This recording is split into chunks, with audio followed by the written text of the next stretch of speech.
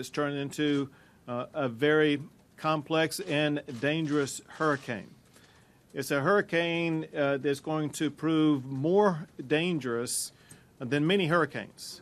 Not only are we going to be dealing with the high winds that typically come with what should be a Category 3 hurricane, but we are going to be dealing with immense, really record-setting flooding in multiple regions across the state of Texas. As you know, this is a hurricane that will come inland and then is prognosticated to just hover for a long period of time. It could be days. And during that long period of time, there will be a tremendous amount of rain dropped on miles upon miles of Texas. This is going to lead to what was described earlier in our conference call as record flooding at multiple locations, ranging all the way from the Corpus Christi area all the way up to the Houston area. There are several stages of reaction that are needed right now. One is in order to help Texans best be able to deal with and respond to these challenges, it is essential that while there still may be some time over the next few hours, Texans who are in areas that have been declared as evacuation areas, it could be your local official who has declared an emergency evacuation. You need to heed that call if at all possible. Even if an evacuation order has not been issued by your local official. If you are in areas between Corpus Christi and Houston, and maybe even some other areas, especially low-lying areas, you need to strongly consider evacuating. Because here's what's going to happen. You may think that the initial surge is something that you will be able to deal with. What you don't know and what nobody else knows right now will be the magnitude of flooding that will be occurring over the coming days in the aftermath of the initial surge.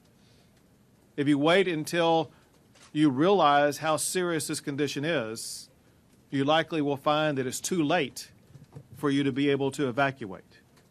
So I would urge everybody who has the possibility to consider evacuating as soon as possible. The second stage after that, it will be the search and rescue stage. We already have a large number of both personnel, boats, helicopters, and other facilities that will enable a multitude of state-based officials to be able to go through the search and rescue process. We will be there to help as many people as we possibly can. But of course, that search and rescue process will not be able to begin until after the hurricane components have begun to die down. And of course, you don't want to put yourself into a situation where you could be subject to a search and rescue. You have the power and the ability right now to be able to avoid being stuck into a search and rescue situation if you make the decision to get out of harm's way before it is too late. Another challenge that people just need to be aware of, there have already been reports of tornadoes, and this is just a natural component that comes along with hurricanes. We anticipate that the number of tornadoes will increase in the coming days. So it's something that you simply have to be constantly vigilant about. And remember that as you're trying to deal with these tornadoes that could arise, you may be doing that when you're already out of power, when you're already out of supplies, when your ability to listen to news or learn about what may be happening may be compromised. There again is another reason why it may just be better for you to go ahead right now and go through the process of evacuation. I have issued a request for a presidential disaster declaration, a major disaster declaration that I issued to the president moments ago.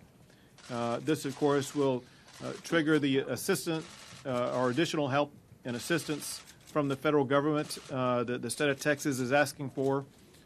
We can obviously tell already at this stage this is going to be a very major disaster. I would like to run through several of the detailed reports that were provided by several of the many agencies that participated in our conference. The Texas Military Service, for example, have already activated more than 1,000 personnel and will be adding 300 more. They are including the provision or providing vehicles, aircraft, as well as shelters.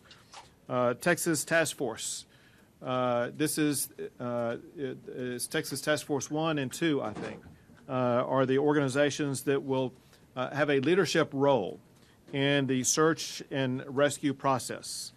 They have amassed 900 personnel available for participation in the search and rescue process. Now, we have game wardens here in the state of Texas who are already at work and helping to respond to this, obviously working with, among other things, boats and working multiple locations in the affected areas. Importantly, they pointed out that all state parks will be open to evacuees at no charge. So, and I'll be going through some evacuation information as I go along in no particular order. But one place that people can go to if they are considering relocating to an evacuation location is a state park, and importantly, absolutely no charge for that during this emergency time period. DPS troopers have mobilized to help respond in the entire area ranging from San Antonio to Corpus Christi and to all impacted regions. The Red Cross now, as usual, is playing a vital role. They already have 7 shelters open. They will be adding 47 more that are on standby for a total of 54 shelters.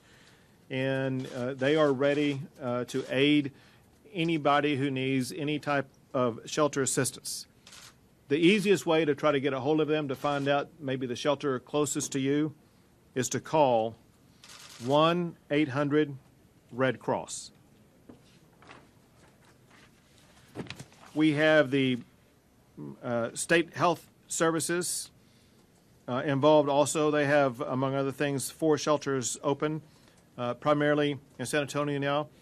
The reality is whenever anything like this happens, as people are displaced, there are certain people with certain either acute or unique health care needs, and it's important that people understand that the state health services will be available to assist in any particular needs. The Texas Division of Emergency Management has deployed 500 buses for evacuation. Some people may be wondering, well, they may be thinking they want to evacuate, but how is it they're able to do so? Because they don't have any mode of transportation. It's important that they understand that these more than 200 buses are going to be available at multiple locations around the state of Texas. If you're looking for one of those buses, perhaps the easiest thing for you to be able to do would be to contact either your local emergency management personnel or local law enforcement who can direct you to the location where you can find one of those buses for evacuation. The Texas Health and Human Services Commission is working with state living centers. More than 200 people have already been moved to San Antonio from Corpus Christi state-supported living centers, and that process will continue. We want to make sure that people across state know that if you have a friend or relative in one of those centers, the state is being very aggressive and active in ensuring that their care is taken care of. Once again, an entity that is always helpful is the Salvation Army. They have organized 32 mobile feeding units, and that is on top of feeding units that are provided by the Red Cross, as well as a multitude of other entities. Right now, we have the demonstrated ability to shelter more than 41,000 evacuees if the need arises. The bottom line is that the state of Texas, working in partnership and collaboration with officials at the local level, are responding to this hurricane in a very aggressive way. First, to minimize any loss of life. Second, to ensure that the needs of our fellow citizens will be addressed as swiftly and as comprehensively as possible. With that, why don't I take a few questions? Why was the evacuation orders issued sooner? You've expressed, doubt that few people have evacuated. Why wasn't it issued sooner? Have they been forceful enough in getting people to get out?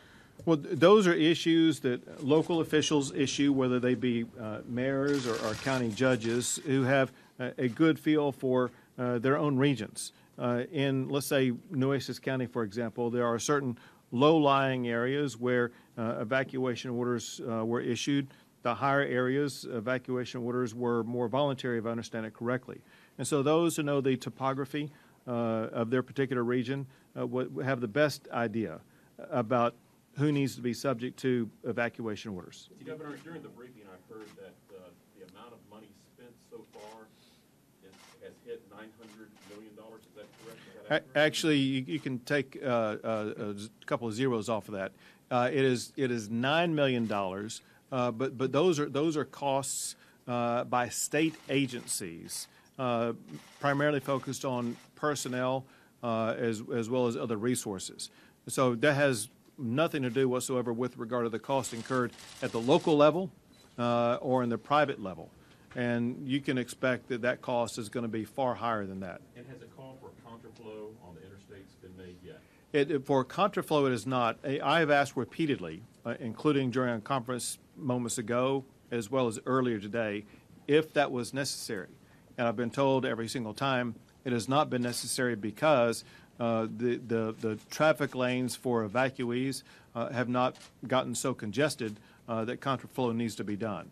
But know that TxDOT and all other authorities are fully aware of what the traffic flow looks like, and they're able to move nimbly and swiftly to ensure the swiftest level of evacuation. Is there an estimate of how many people have evacuated and how many people remain in mandatory evacuation areas? Yeah, I have no idea about either of those numbers. I've heard no one articulate any number of those, or any number about those. Governor, have you heard any reports that Border Patrol was operating at checkpoints, slowing things down?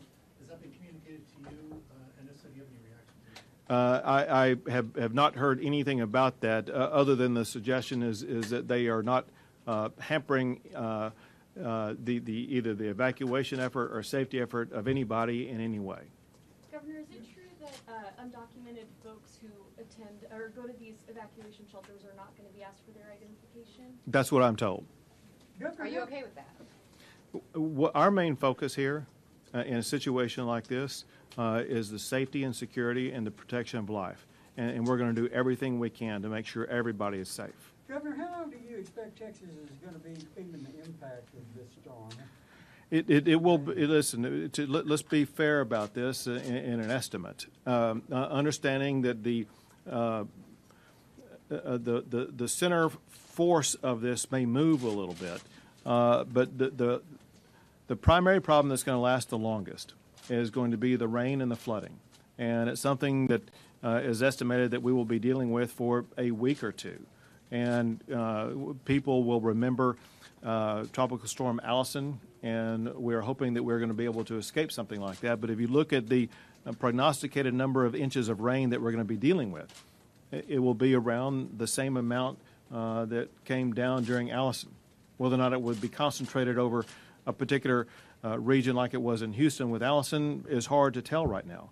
All we know is that it is already prognosticated to provide a record amount of flooding in multiple regions, ranging from Corpus Christi over to Houston.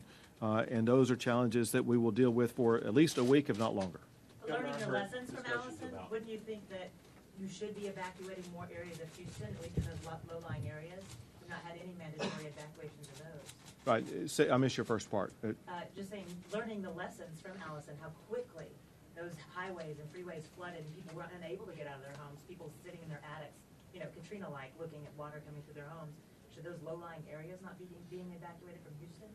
Well, as far as I understand it right now, and I could be wrong about this, but as far as I know right now, there have been no mandatory evacuations from the Houston area. Right now, it appears that the Houston area will be spared the brunt of the hurricane force and the surge that goes along with it. And so that will minimize some of the danger, with the possibility of flooding being what it could be. Again, I would urge people to strongly consider the evacuation process, because there is the possibility, if not probability, that a lot of people are going to go a long time without access to basic necessities, without access perhaps to water, power, food. And so if you have the ability to evacuate and go somewhere else for a little while, it would be good.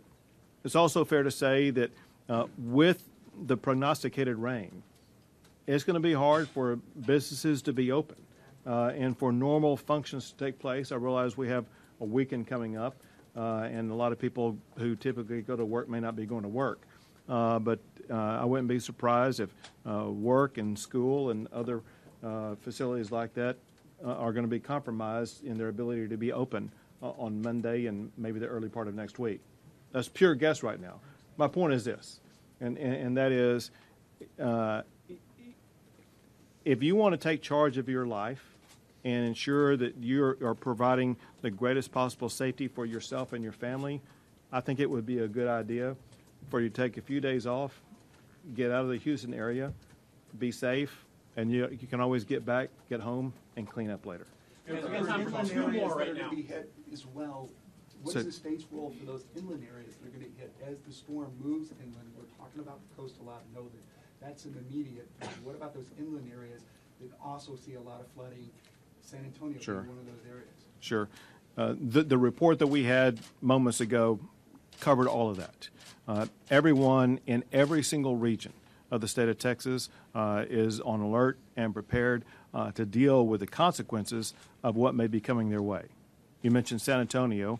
There's a prospect for a lot of rainfall in San Antonio. History teaches that that means a lot of the creeks and rivers likely will have substantial flooding. Local, county, and state officials are prepared to respond to that as we speak. Can you or the state put more pressure on local officials to call for evacuations? You seem to disagree with some of the calls that are being made locally. I think it is important for the local officials who have the authority and responsibility for this to be the ones to make the call.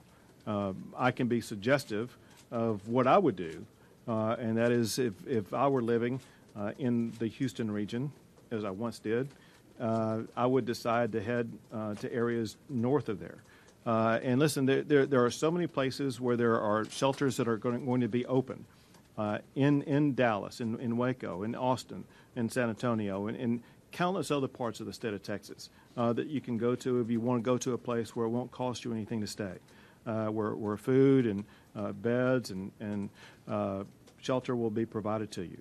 On top of that, of course, there will be other places that will be open, especially in the Dallas-Fort Worth area and parts of that state of Texas. But think of your life first. The most important thing that we're dealing with right now is human life. My top goal is to be able to make it through this storm in a way in which we lose no lives. And so my hope is that our fellow Texans will follow that advice and put your life first and your property second. Thank you all very much. We will have ongoing updates also.